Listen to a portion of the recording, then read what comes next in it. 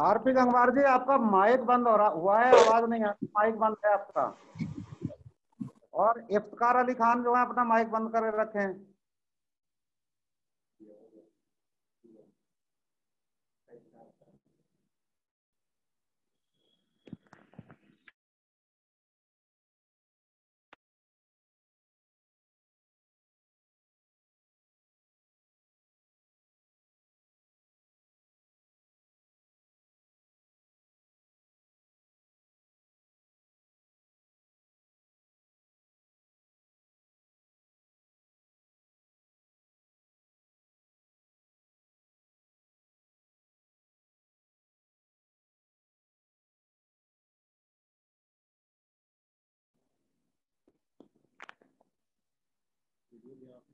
Sir ना आपका video आ रहा है ना आपकी आवाज आ रही है, पूछिए क्या किसी और को सुनाई पड़ रहा है आपकी वीडियो आवाज या वीडियो भी ऑन कर लेना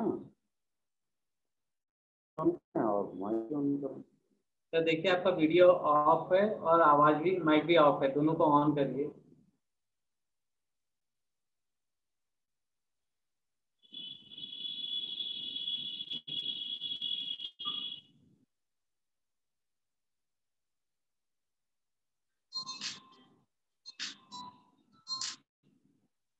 हेलो, कुछ नहीं सर, आपका वो बाय डिफॉल्ट कुछ टेक्निकल आगे तो इसकी वजह से आप होस्ट हो गए थे वेबिनार पे, तो वही मैं कह रहा था सर 2 मिनट के लिए आप लॉग आउट करके लॉग इन करिए। सही हो गया, खैर वो सही हो गया है। माइक बंद करते हैं लेकिन माइक अपना ऑफ रखिए। वीडियो ऑन कर दिया करो, वीडियो भी ऑफ कर रखते हैं। अभी अभी भी हम्म? आरपी सर का वीडियो तो ऑन हो गया है, ऑन ऑफ है माइक्रो। आरपी गंगवार जी, आपका माइक्रोफोन बंद है, आवाज नहीं आ रही है। हेडफोन लगाया हुआ है। हेडफोन वगैरह लगा रखा है तो आप हटा दीजिए उसे।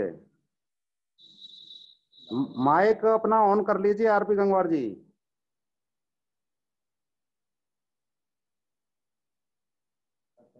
ठीक है भाई,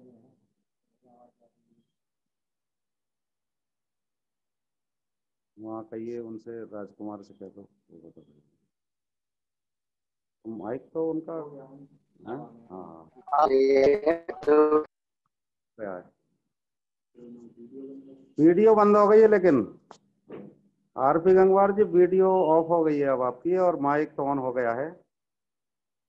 आवाज नहीं आ रही है आपकी। माइक्रोफोन वो तो नहीं लगा रखा आपने, हेडफोन वगैरह? आप औरों से एक बार पूछ के देखिए।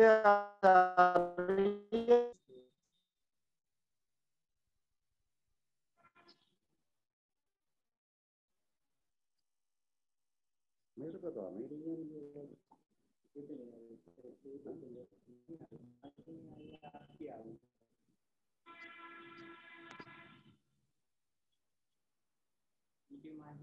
आरपी गंगवार जी, आपको आवाज आ रही है मेरी? आरपी गंगवार जी, आपको मेरी आवाज आ रही है?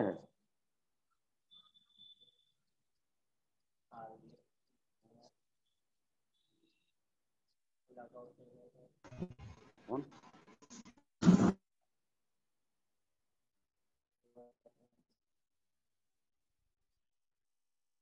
ये तो जुड़े तो हैं।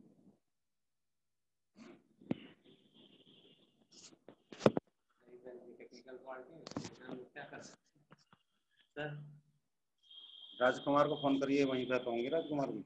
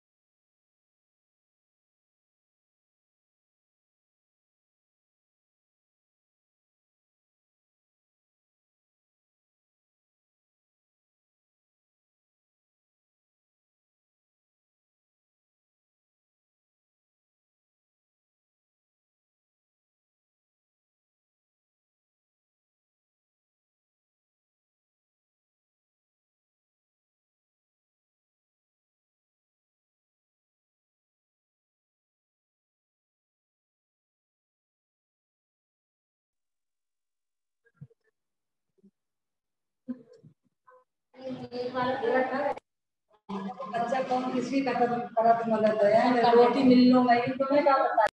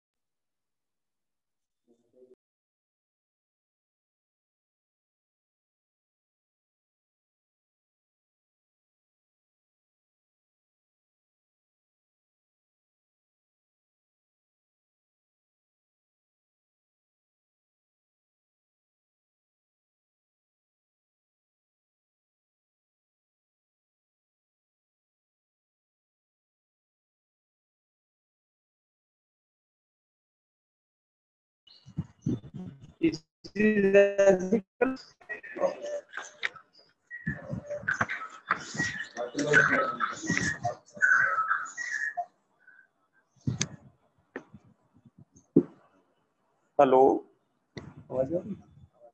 हेलो, जनपद पीलीभीत के सभी बुद्धिजीवी साथियों को मेरा सादर प्रणाम। जैसा आप सर्वविदित हैं कि भारत सरकार ने सन 2015 में सतत विकास एजेंडा के तहत 2030 तक सभी को समावेशी एवं समान गुणवत्ता युक्त शिक्षा एवं अधिगम को बढ़ावा देने के लिए शिक्षा नीति, राष्ट्रीय शिक्षा नीति 2020 को दिनांक 29 जुलाई 2020 को देश में लागू किया है और इसके संबंध में ज्ञान के इस परिदृश्य में पूरा विश्व परिवर्तन के दौर से गुजर रहा है। इसी के संबंध में माननीय नरेंद्र मोदी जी, हमारे जो प्रधानमंत्री हैं, उन्होंने बिग डेटा, मशीन लर्निंग और आर्टिफिशियल इंटेलिजेंस जैसे क्षेत्रों में हो रहे वैज्ञानिक तथा तकनीकी विकास के कारण अकुशल श्रमिकों की जगह मशीनें लेती जा रही। जैसा आप सब लोग जानते हैं कि जो हमारे अकुशल श्रमिक हैं, उनकी जगह, उनके कार्य का स्थान मशीनें लेती जा रही हैं। और इस आने वाली भयावह स्थिति को देखते हुए माननीय प्रधानमंत्री जी ने अपने अथक प्रयासों से राष्ट्रीय शिक्षा नीति 2020 तैयार की है। देखिए, आने वाले समय में कंप्यूटर साइंस, गणित, कृषि, रसायन विज्ञान, भौतिक विज्ञान, जलवायु विज्ञान के क्षेत्रों में कुशल कारीगरों की आवश्यकता होगी। उदाहरण के लिए कृषि में अभी तक ज्यादातर अकुशल श्रमिक कार्य करते थे। उनको रिप्लेस करने के लिए कुशल श्रमिक कार्य करें, इसके लिए हमें अपनी शिक्षा नीति में बदलाव की आवश्यकता महसूस हुई, क्योंकि भारत एक विकसित देश बनने की राह पर है। साथ ही साथ दुनिया की जो बड़ी अर्थव्यवस्थाएं हैं, उनमें अग्रणी भूमिका निभाने की स्थिति में है।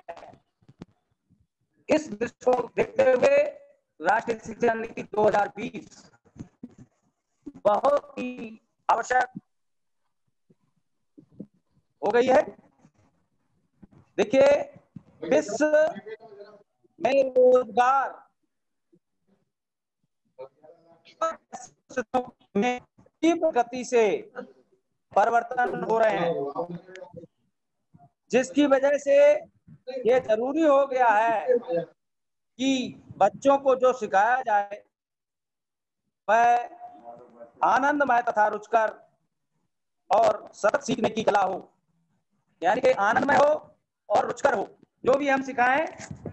साथ ही साथ नवाचारों को शिक्षा में स्थान मिले।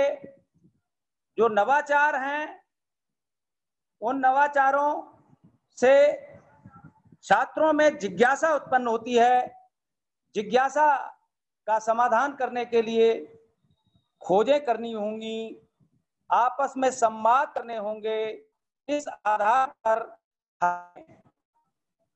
जो शिक्षा है वो लचीली और समग्र करनी होगी। इसी के तारतम्य में राष्ट्रीय शिक्षा नीति 2020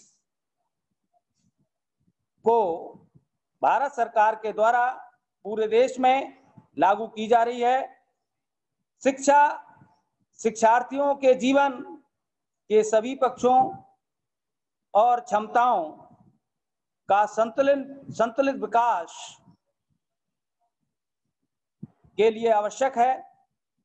इसके लिए जरूरी है कि पाठ्यक्रम में विज्ञान, गणित, कला, खेल, योग, मानविकी, संस्कृति और भाषा एवं साहित्य का समावेश अवश्य किया जाए, जिससे हमारे देश में शिक्षा के क्षेत्र में चरित्र का निर्माण हो सके। ये जो नई शिक्षा नीति है ये 21वीं शताब्दी की पहली शिक्षा नीति है, जिसका लक्ष्य हमारे देश के विकास के लिए अनिवार्य आवश्यकताओं को पूरा करना है। जो हमारी आवश्यकताएं हैं हमारे देश की, चाहे वो छोटी आवश्यकताएं हैं चाहे बड़ी आवश्यकताएं हैं, उन सभी आवश्यकताओं को हमारी भी आवाज आ पूरा जाती है। करना इस शिक्षा नीति का। कल करा था हमने। अरे देखो अब अपना देखो माइक ऑफ करने प्लीज, बोले नहीं। राष्ट्रीय शिक्षा नीति प्रत्येक व्यक्ति में निहित रचनात्मक क्षमताओं के विकास पर विशेष जोर देती है। देखिए, हर व्यक्ति में कोई ना कोई रचनात्मक कार्य ऐसा अवश्य होता है जो समाज के लिए, देश के लिए और विश्व के लिए बहुत जरूरी होता है। हमें उसी रचनात्मक कार्य को नई शिक्षा नीति के माध्यम से तराश कर बाहर लाना है, जिससे वह देश के लिए और विश्व के लिए लाभदायी हो सके।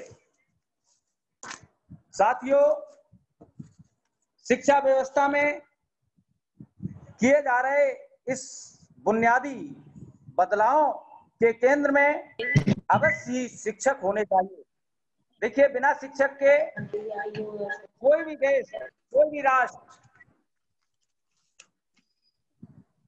ऊंचाइयां नहीं छू सकता, क्योंकि शिक्षक ही देश के भावी नागरिकों का निर्माण करते हैं। शिक्षकों को इस नीति के माध्यम से सक्षम बनाने की आवश्यकता है। शिक्षकों को सक्षम बनाने के लिए उनको नए नए ज्ञान, नए नए खोजों और नवाचारों से अपडेट करने की आवश्यकता है, अर्थात प्रशिक्षण देने की आवश्यकता होगी। इस राष्ट्रीय शिक्षा नीति में नए नए नवाचारों को, खोजों को अपडेट करने के लिए शिक्षकों को प्रशिक्षण देने के लिए प्रावधान किया गया है। इस नीति का मुख्य उद्देश्य अच्छे इंसानों का विकास करना है, जो तर्क संगत विचार व कार्य करने में सक्षम हो, जिसमें करुणा, सहानुभूति, साहस एवं लचीलापन, वैज्ञानिक चिंतन और रचनात्मक कल्पना शक्ति के साथ साथ नैतिक मूल्य पर आधारित हो। देखिए, ये जो शिक्षा नीति है, इसमें कुछ मूल सिद्धांत हैं। उसके बाद मैं आज के अपने टॉपिक पर आऊंगा। हर बच्चे की विशेष क्षमताओं की स्वीकृति, पहचान और उसके विकास के लिए हमें इस शिक्षा नीति के माध्यम से विकास प्रयास करना है। देखिए, हर बच्चे की एक सोच होती है, उसके कार्य करने का जोन होता है, वह उस कार्य में निपुण होता है। हमें उस कौन से कार्य में वो निपुण है, किस कार्य में उसकी रुचि है, किस कार्य को वो बहुत मन से करता है, उस कार्य को उस बच्चे में तलाशना है कि वो किस कार्य की तरफ अग्रसर है और उसी कार्य पर उसको आगे की तरफ बढ़ाना है।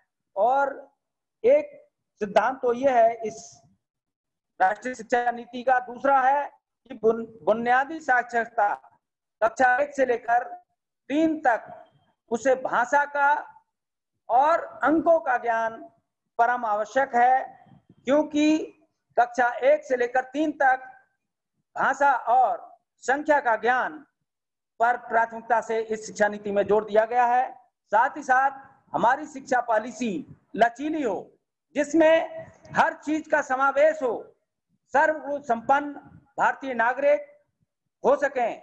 इसी अवधारणा के साथ समझ पर बहुत अधिक जोर हो, समझने की शक्ति, तर्क शक्ति बहुत अधिक जोर दिया गया है। रचनात्मक और तार्किक सोच के साथ आगे बढ़ना है। इस शिक्षा नीति में मनुष्यों की नैतिकता, मानवीय और संवैधानिक मूल्यों पर भी बहुत जोर दिया गया है। साथियों, सीखने के लिए सतत मूल्यांकन की आवश्यकता होती है और इसी मूल्यांकन को दृष्टिगत रखते हुए इस शिक्षा नीति में मूल्यांकन का एक अलग तरह का प्रयास किया गया है कि जिससे मूल्यांकन निरंतर और सतत चलता रहे। हमें अधिगम संबंध, जिनको हम शिक्षा दे रहे हैं, उनके अधिगम स्तर का ज्ञान हो सके। तकनीकी यथासंभव तकनीकी पर भी इस शिक्षा नीति में जोर दिया गया है। साथियों, आज का मेरा जो टॉपिक है वो है स्कूलों में पाठ्यक्रम, शिक्षा शास्त्र, अधिगम, सामग्री एकीकृत, आनंदमयी और रुचिकर शिक्षक। इस संबंध में सबसे पहले मैं स्कूलों में पाठ्यक्रम, जो नई शिक्षा नीति है, ये 2020 में की गई थी और इस शिक्षा के मानव संसाधन प्रबंधन मंत्रालय अर्थात MHRD का नाम बदलकर शिक्षा मंत्रालय कर दिया गया है। देखिए, जो शिक्षा नीति है उसमें 12 वर्ष की स्कूली शिक्षा और 3 वर्ष की आंगनवाड़ी अर्थात प्री स्कूलिंग शिक्षा की व्यवस्था है।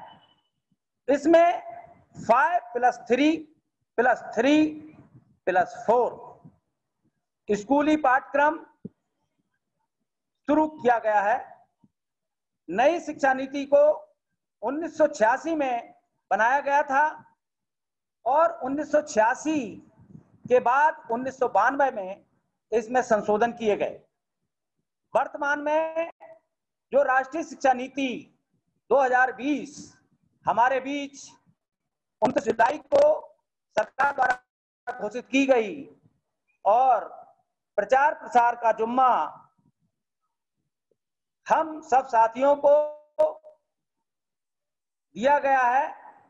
इसमें छात्रों अभिभावकों, शिक्षकों, प्रधानाचार्य एवं समाज के अन्य संभ्रांत व्यक्तियों को राष्ट्रीय शिक्षा नीति के बारे में बताने के लिए प्रशासन स्तर पर, राज्य स्तर पर एक अभियान चलाया जा रहा है। उसी अभियान के तहत हम सब लोग आज इस वीडियो कॉन्फ्रेंसिंग में जुड़े हैं।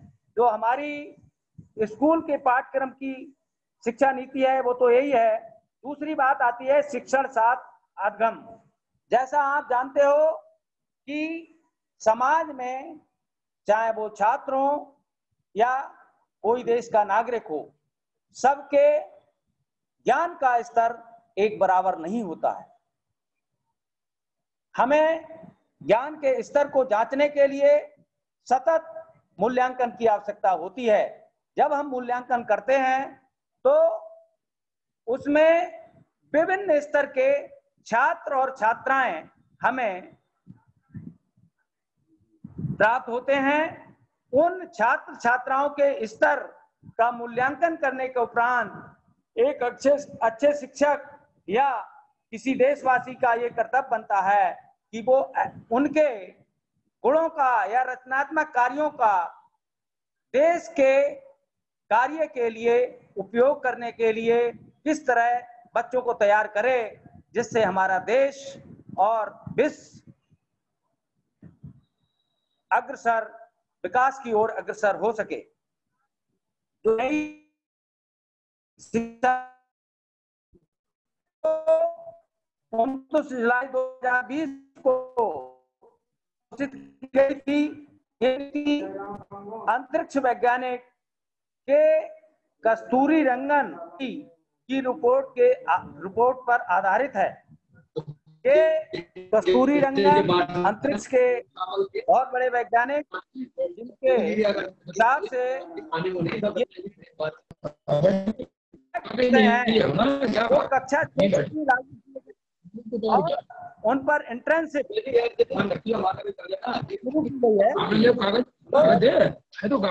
समझ कार्यों के साथ साथ मूल्यांकन प्रक्रिया की पूरी तरह से सुधार सीखने की प्रक्रिया के छात्रों और प्रगति की तरफ नजर रखना है। देखिए भाइयों, जब हम छात्रों का शिक्षण कार्य करते हैं तो स्वाभाविक बात है हमें भौतिक वस्तुओं पर बहुत अधिक जोर देना होगा।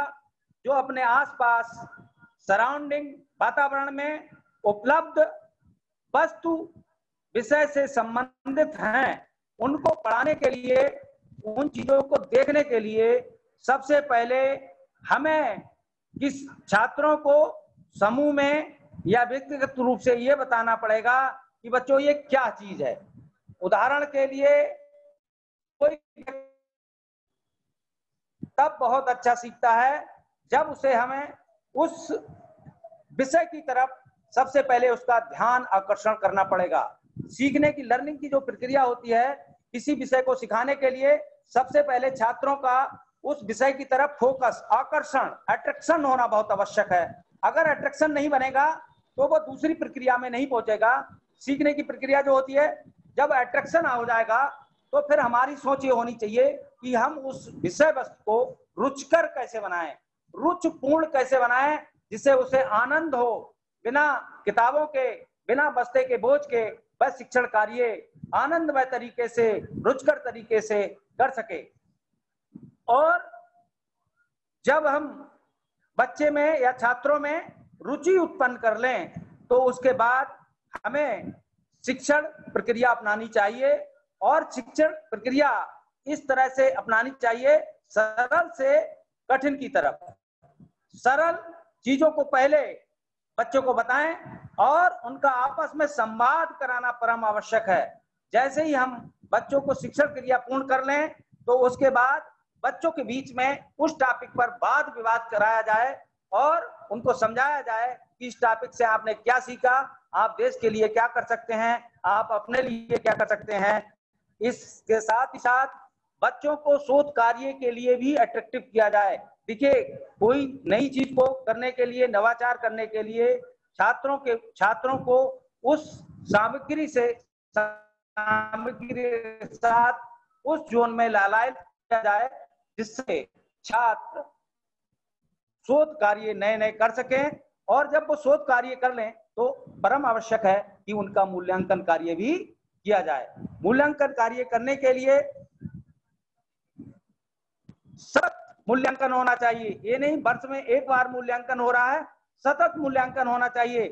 कोई भी व्यक्ति जितना सीखता है, अगर उसका मूल्यांकन होता है तो हमें उसके अधगम स्तर का ज्ञान उस मूल्यांकन के माध्यम से पता लगता है, और उसके अधगम के अनुसार ही हम उसके रचनात्मक कार्यों को या अन्य कार्यों को हम देश के प्रति उसको लगा सकेंगे, जिससे हमारा देश और की राह पर अग्रसर हो सकेंगे।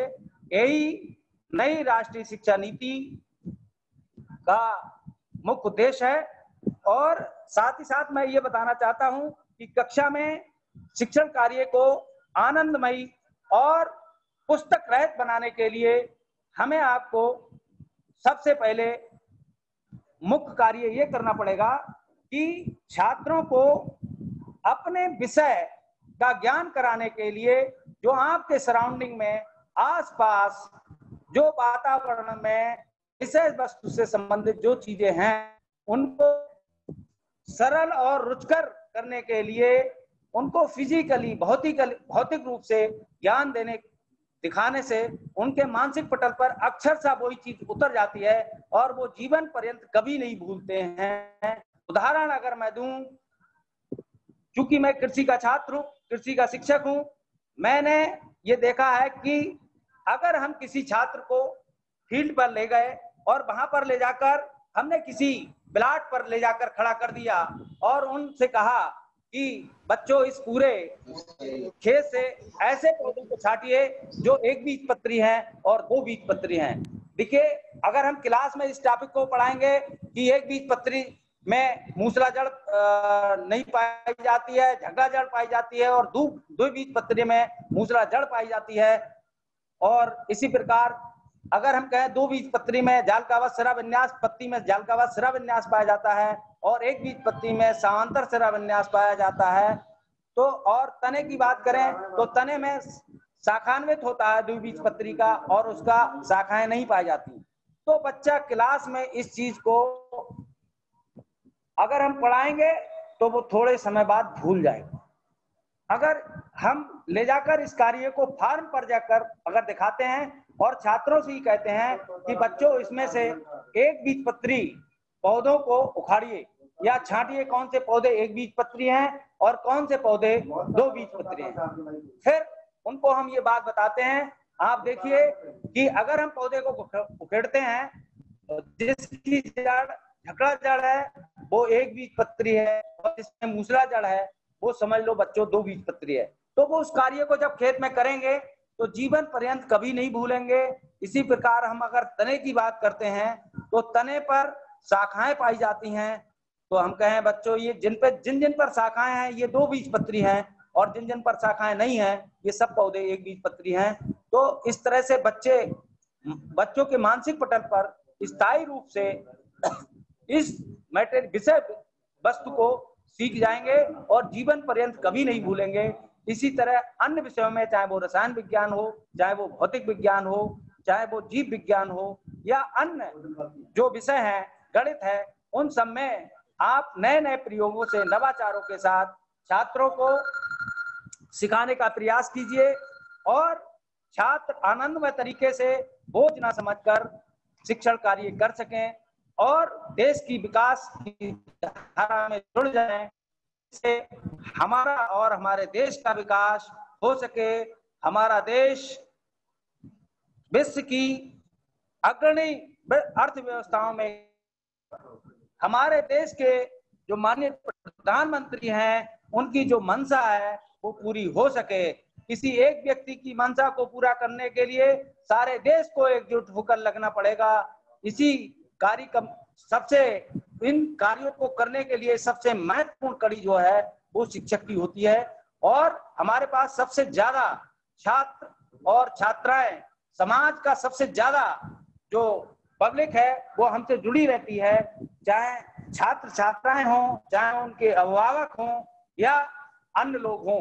वो सारे के सारे हमसे जुड़े रहते हैं, कहीं ना कहीं शिक्षक की गतिविधियों से प्रभावित होते हैं, और शिक्षक की गतिविधियां जितनी देश के लिए अनुकूल होंगी उतना ही देश का विकास उत्तम होगा, उत्कृष्ट होगा, और हम विश्व में अपना परचम लहरा पाएंगे।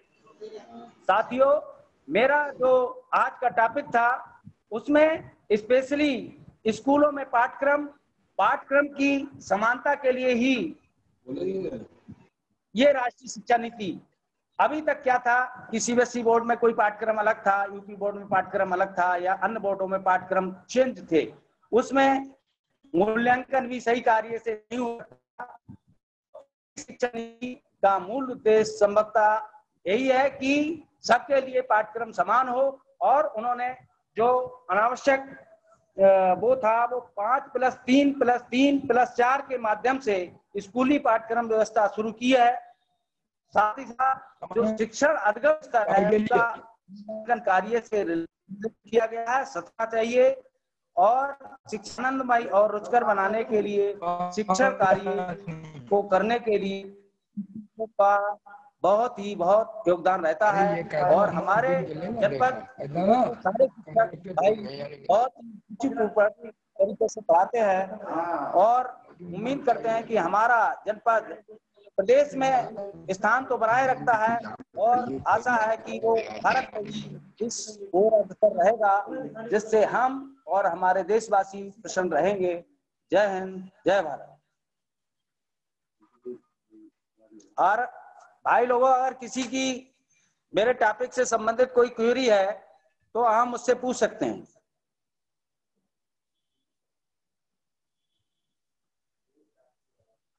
भाई जी, किसी की कोई भी जो मैंने टॉपिक मुझे आज दिया गया है इससे संबंधित कोई जानकारी प्राप्त करना है, कुछ मुझसे पूछना है तो पूछ सकते हैं।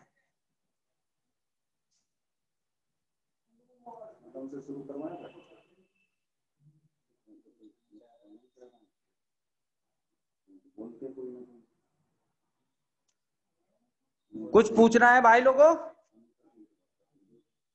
कोई?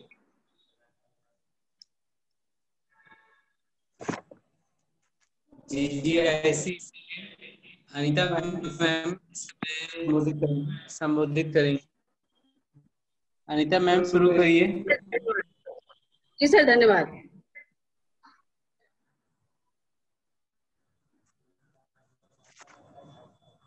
राष्ट्रीय शिक्षा नीति 2020 1986 में राष्ट्रीय शिक्षा नीति तैयार की गई थी, और बाद में 1992 में इसे संशोधित किया गया था। पिछली इस नीति के बाद से 3 दशक से अधिक हो गया है। इन 3 दशकों में हमारे देश, समाज की अर्थव्यवस्था और दुनिया में बड़े पैमाने पर महत्वपूर्ण बदलाव हुए। 21वीं शताब्दी की समय की मांग तथा देश की जरूरतों के कारण शिक्षा के क्षेत्र में सुधार लाने की आवश्यकता थी।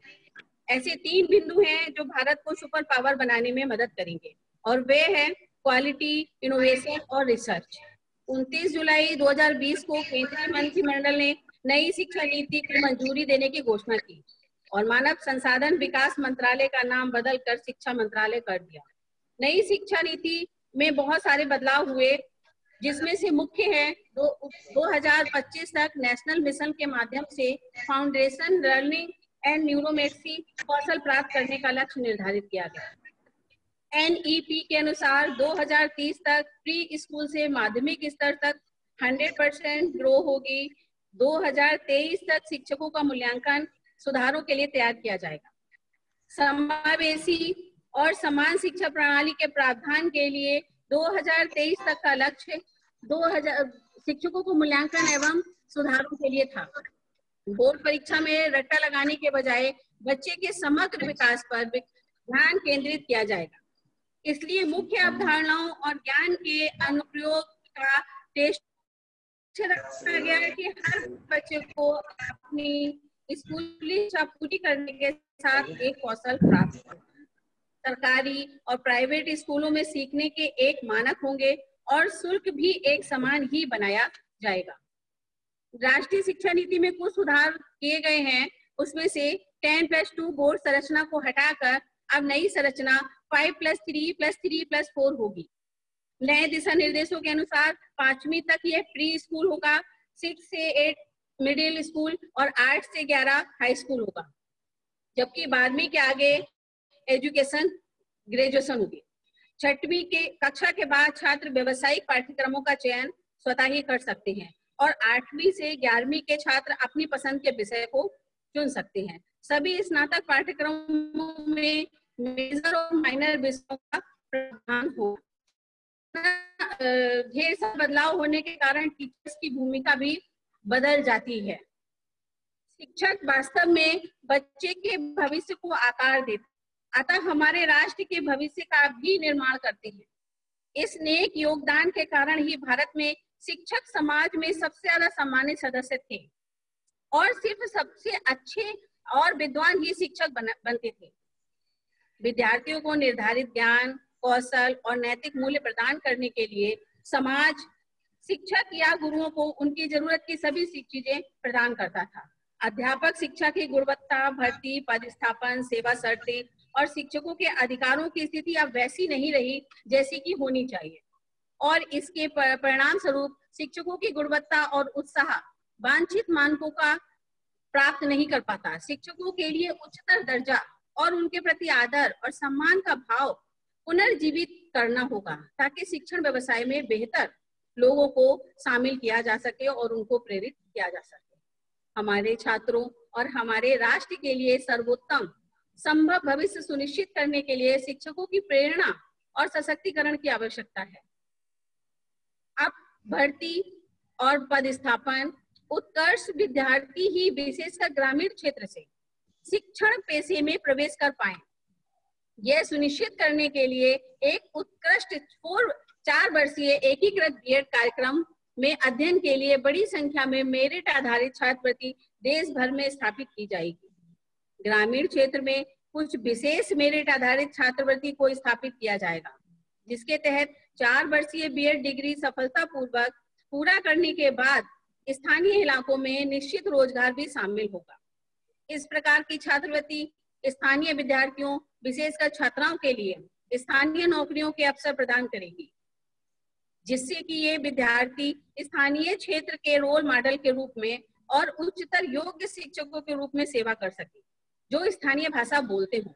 उत्कृष्ट शिक्षकों के लिए ग्रामीण क्षेत्रों में शिक्षण कार्य करने के लिए ही प्रोत्साहित किया जाएगा, विशेष रूप से ऐसे क्षेत्रों में जो वर्तमान में सबसे ज्यादा शिक्षक की कमी का सामना कर रहे हैं और उत्कृष्ट शिक्षकों की सबसे बड़ी जरूरत है। ग्रामीण स्कूलों में पढ़ाने के लिए एक प्रमुख प्रोत्साहन स्कूल परिसर या उसके आसपास स्थानीय आवास का प्रावधान होगा या ग्रामीण क्षेत्रों में स्थानीय आवास रखने में मदद करने के लिए आवास भत्ते में वृद्धि होगी। शिक्षक और समुदायों के बीच में संबंध बना रहे, वह अपने समुदाय से जुड़ा रहे, जिससे विद्यार्थियों को रोल मॉडल और शैक्षिक वातावरण मिल सके।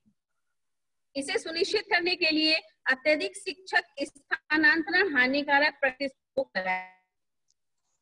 राज्य, केंद्र शासित प्रदेश सरकारों द्वारा स्थानांतरण बहुत ही विशेष परिस्थितियों में किए जाएंगे। इसके अलावा पारदर्शिता बनाए रखने के लिए स्थानांतरण एक ऑनलाइन सॉफ्टवेयर आधारित व्यवस्था के तहत ही किए जाएंगे। शिक्षक पात्रता परीक्षा, टीईटी सामग्री और शिक्षा शास्त्र दोनों के संदर्भ में बेहतर परीक्षण सामग्री को विकसित करने के लिए मजबूत किया जाएगा।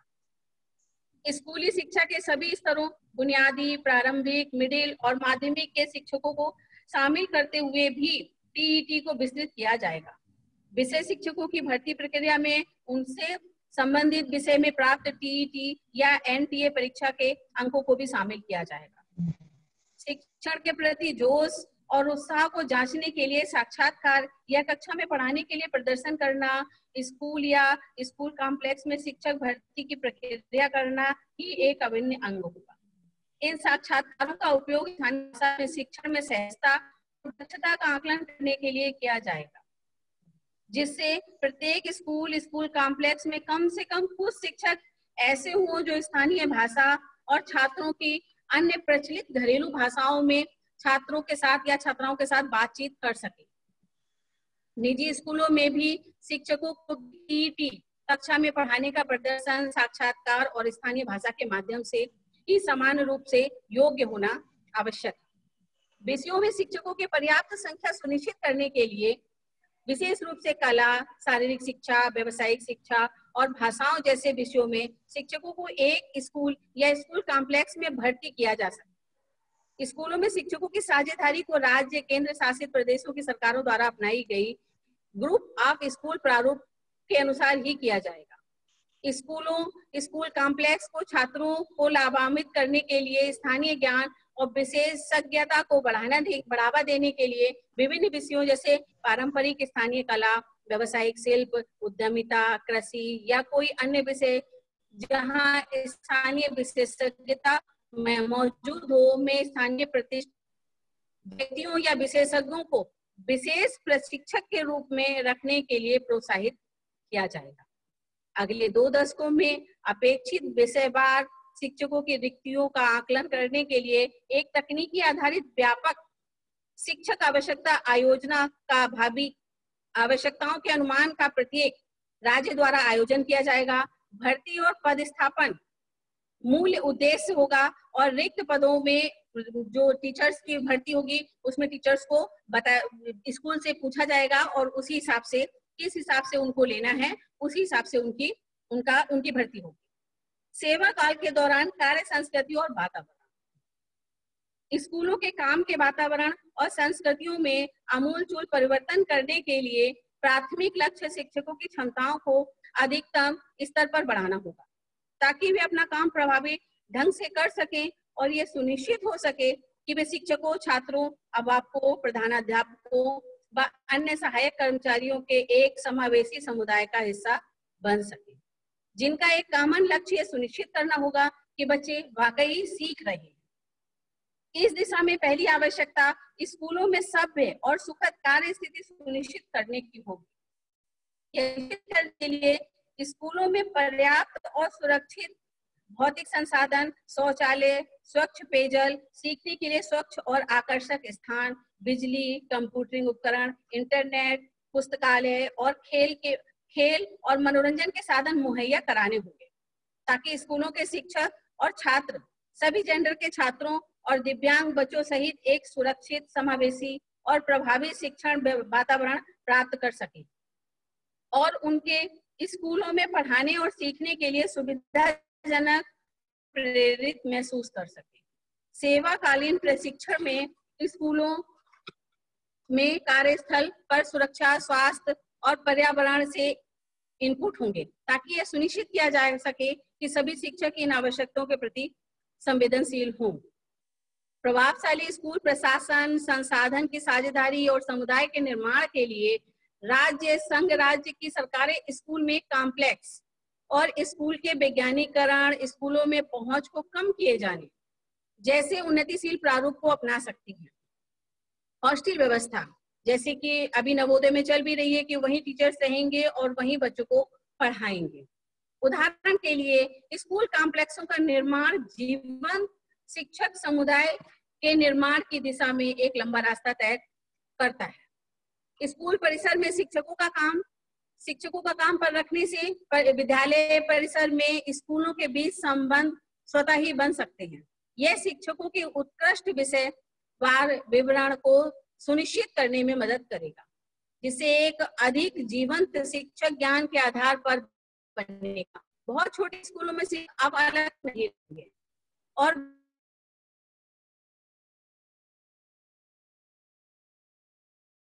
के साथ साझा कर सकते हैं और सामूहिक रूप से, सहयोगी रूप से यह सुनिश्चित करने के लिए काम करेंगे कि सभी बच्चे सीख रहे हैं।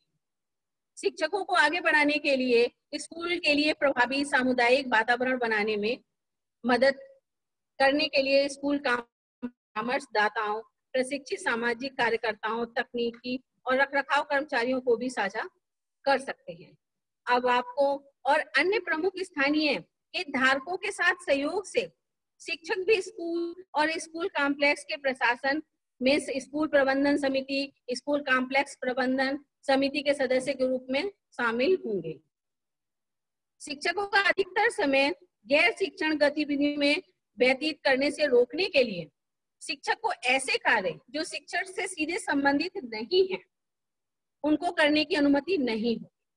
विशेष रूप से शिक्षकों को जटिल कार्य, मध्यांतर भोजन से संबंधित कार्य के लिए तर्क संगत न्यूनतम समय से अधिक समय में शामिल नहीं पर ध्यान दे सके।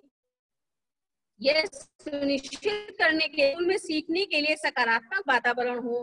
प्रधानाचार्यों और शिक्षकों की अपेक्षित भूमिका में यह स्पष्ट रूप से शामिल होगा कि वे अपने स्कूलों में प्रभावी अधिगम और सभी हितधारकों के लाभार्थ एक संवेदनशील और समावेशी संस्कृति का निर्माण करें।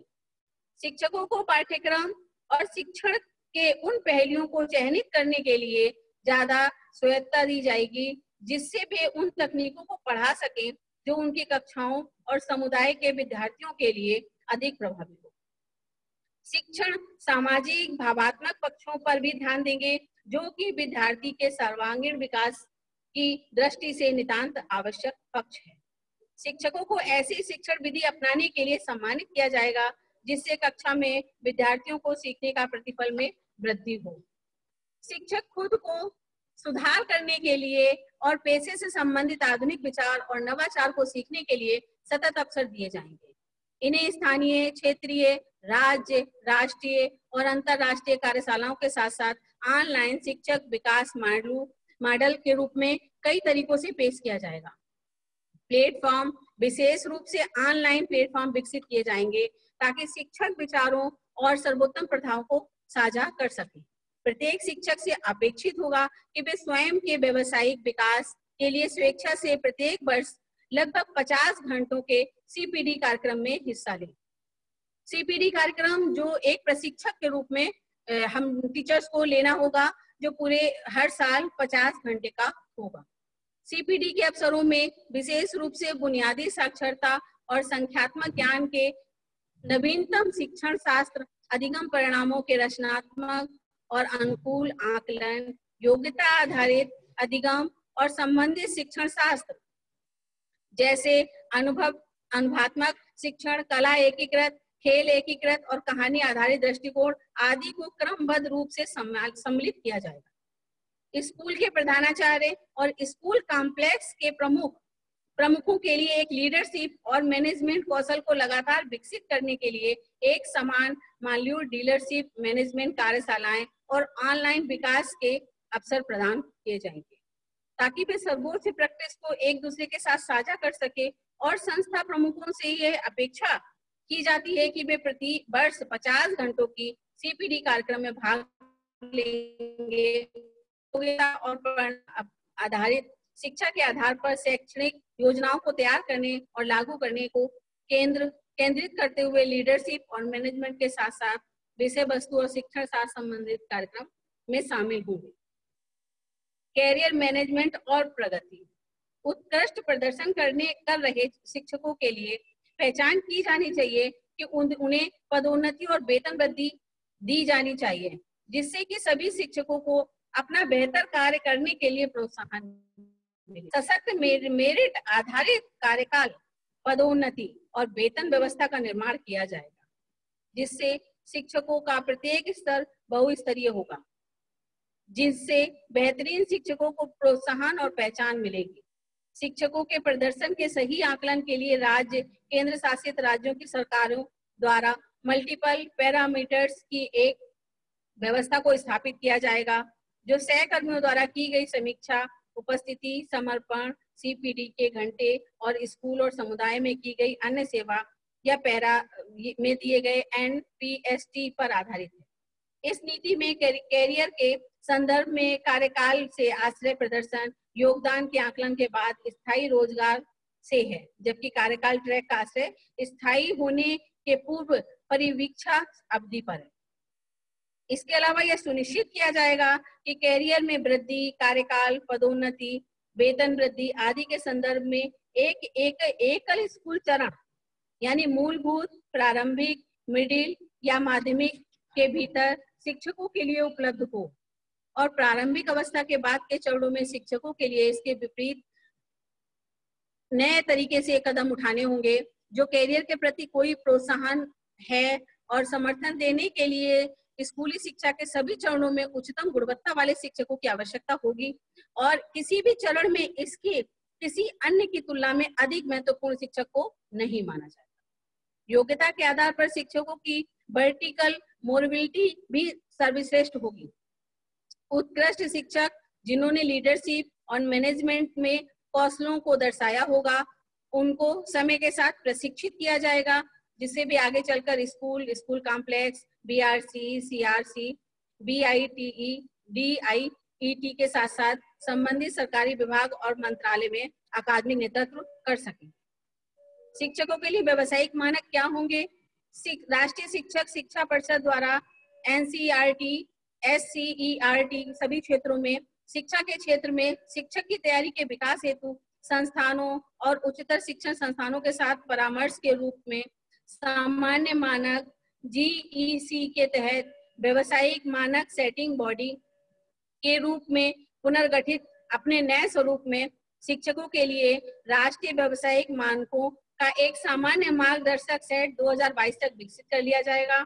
मानकों में विशेषज्ञ रैंक और विभिन्न स्तरों पर शिक्षक की भूमिका और उस रैंक के लिए आवश्यक दक्षताओं की अपेक्षाओं को शामिल किया जाएगा, जिसमें प्रत्येक रैंक के किए गए प्रदर्शन के मूल्यांकन के लिए मानक भी शामिल होंगे, जो कि समय समय पर किए जाएंगे, जिसमें कार्यकाल, व्यवसायिक विकास का प्रयास, वेतन वृद्धि, पदोन्नति, अन्य पहचान शामिल होंगे। कार्यकाल अवधि या रिश्ता के बजाय सिर्फ निर्धारित मानकों के आधार पर पदोन्नति और वेतन में वृद्धि होगी। 2030 में राष्ट्रीय स्तर पर व्यवसायिक मानकों की समीक्षा और संशोधन किया जाएगा और उसके बाद हर 10 वर्ष बाद व्यवस्था की गुणवत्ता और सख्त अनुभवी विश्लेषण किया जाएगा। विशिष्ट शिक्षक कुछ ऐसे शिक्षक होंगे जो मिडिल माध्यमिक स्तर में विकलांग, दिव्यांग बच्चों और जिन्हें सीखने में कठिनाई होती है, उनके शिक्षण के लिए विषयों में शिक्षण शामिल किए जाएंगे। इन शिक्षकों को सिर्फ विषय शिक्षण ज्ञान और विषय संबंधित शिक्षण के उद्देश्यों की ही समझ नहीं, बल्कि विद्यार्थियों की विशेष आवश्यकताओं को समझने के लिए उपयुक्त कौशल जिन टीचर्स में होगा, इसलिए उन्हीं टीचर्स को विशेष शिक्षक के रूप में कार्यरत किया जाएगा। पूर्व में शिक्षक तैयारी होने के बाद द्वितीयक विशेषज्ञता विकसित करेंगे, उनकी ट्रेनिंग लेंगे। इसके लिए शिक्षकों को सेवाकालीन और पूर्व सेवाकालीन मोड पर पूर्णकालिक और अंशकालिक मिश्रित कोर्स बहुविषयक महाविद्यालयों और विश्वविद्यालयों को उपलब्ध कराए जाएंगे। योग्य विषय शिक्षक जो विषय शिक्षण को ही संभाल सकते हैं की पर्याप्त उपलब्धता सुनिश्चित करने के लिए ही पाठ्यक्रम के बीच में की तालमेल किया जाएगा। 2030 तक शिक्षण के लिए न्यूनतम योग्यता 4 वर्षीय एकीकृत बीएड की होगी, जिसमें विस्तृत ज्ञान सामग्री और अध्यापन सामग्री से शिक्षण कराया जाएगा। इसमें स्थानीय स्कूलों में शिक्षण छात्र के रूप में व्यवहारिक अभ्यास प्रशिक्षण भी शामिल होगा। 4 वर्षीय एकीकृत बीएड डिग्री प्रदान करने के लिए इन्हीं बहुविषयक संस्थानों द्वारा ही 2 वर्षीय कार्यक्रम भी प्रदान किए जाएंगे। यह केवल उनके लिए ही आवश्यक होगा जैसे ही अन्य विशिष्ट विषयों में स्नातक की डिग्री प्राप्त कर चुके हैं। इन बीएड कार्यक्रमों को 1 वर्षीय बीएड कार्यक्रमों के रूप में समुचित रूप से विकसित किया जा सकता है और जो केवल उन व्यक्तियों को प्रदान किया जाएगा जिन्होंने 4 वर्षीय बहुविषयक स्नातक डिग्री या विशिष्टता में परास्नातक डिग्री प्राप्त की हो और उन विशिष्ट विषयों में विषय शिक्षक बनना चाहते हो। इस प्रकार सभी बीएड डिग्रियां केवल एकीकृत बीएड मान्यता प्राप्त बहुविषयक उच्चतर शिक्षा संस्थानों द्वारा ही प्रदान की जाएंगी। इसी के साथ मैं अपनी वाणी को विराम देती हूँ। किसी को अगर कोई कुछ जिज्ञासा हो, कुछ पूछना हो तो मुझसे पूछ सकते हैं।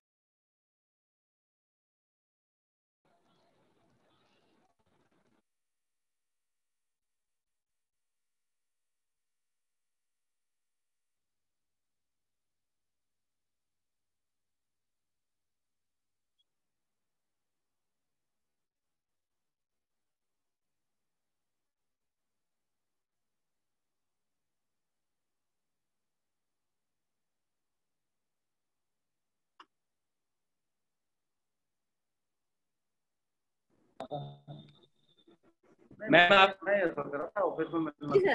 किस कोई परीक्षा हो तो उसके बारे में पूछ लीजिए ना सर कि किसी को अगर इस संबंध में कुछ पूछना हो तो वो मुझसे पूछ सकते हैं, या कोई जिज्ञासा हो या इस संबंध में जो मुझे बताया गया टॉपिक शिक्षक की भूमिका, उससे संबंध में जो भी किसी को पूछना हो वो मुझसे।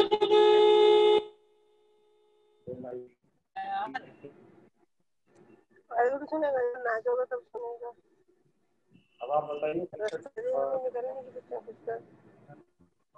प्रोग्राम हमने डाल दिया है। मैम कृपया कुछ आवश्यक जानकारी देना चाहते हैं। अभी मैंने मैम प्लीज आप लोग अपना मोबाइल बंद कर। प्रतिभा अग्रवाल मैडम अपना माइक बंद कीजिए। प्रतिभा अग्रवाल,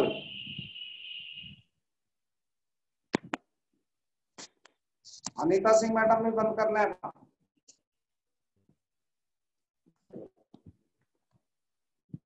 अभी कुछ समय जिला अभी कुछ समय पहले राष्ट्रीय शिक्षा नीति से संबंधित एक लेटर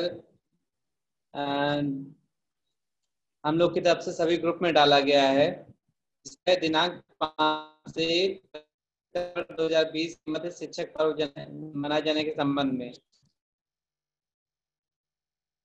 किया गया है। इस लिंक से जब आप क्लिक करके मैंने शेयर किया था और अभी फिर शेयर कर दिया है।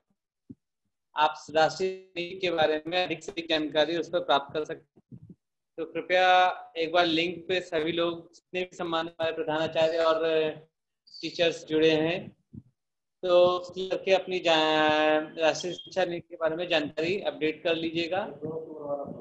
और हम लोगों ने एक 2 अक्टूबर को गांधी जयंती मनाए जाने के संबंध में एक पत्र कल डाला है, जिसमें डीएम साहब की तरफ से निर्देश हैं कि इस बार जितनी भी प्रतियोगिताएं होंगी ऑनलाइन होंगी और 1 सप्ताह पूर्व से प्रारंभ हो जाएंगी, यानी कि आज या कल में आप शुरू करिए। जो अपने यहाँ प्रत्येक एग्जाम में सर्वश्रेष्ठ 3 प्रतिभागियों की प्रविष्टि हम लोग को भेजिए, जिससे जिला स्तर पर हम लोग उनको चयनित कर सकें और उन्हें पुरस्कृत कर सकें।